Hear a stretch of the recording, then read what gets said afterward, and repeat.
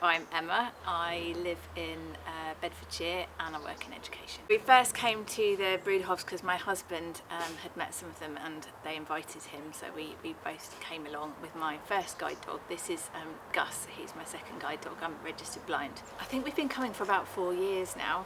We've been coming 2 or 3 times a year, I think. I guess the first time we came to Davao, it was just to meet people, and then as we've gone along it's been coming to see friends, and it's literally just been like visiting your family. When we started to go, it was a little bit about learning about the community, and I took my guide dogs and we went into the school and I talked to the students about guide dogs, and they got to experience what working dogs were like. So, you know, our first few visits was more about just learning.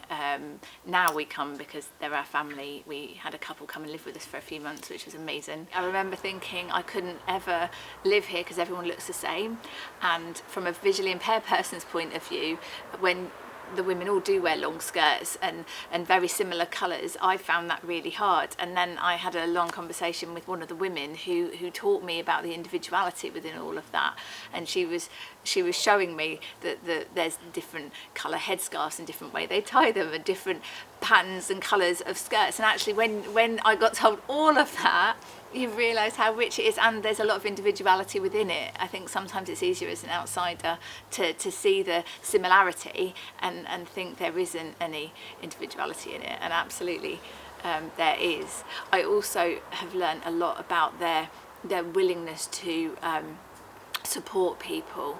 So for example, if I go, there's always someone on hand to take me everywhere, but they do that for the elderly, they do that for the sick, they do that, there are children with disabilities there, and the way that they think so quickly about all the needs of those people and put whatever help they need into place is pretty outstanding, and that's nothing compares to that on the outside of the community in terms of the support that is available.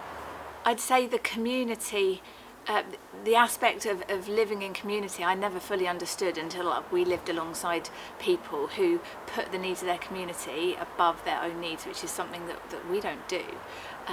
So whatever they're doing, they think about everyone else, they think about their community, but also the wider community. They go and do an awful lot of voluntary work outside of their specific communities, and also within their local towns and villages that they live in.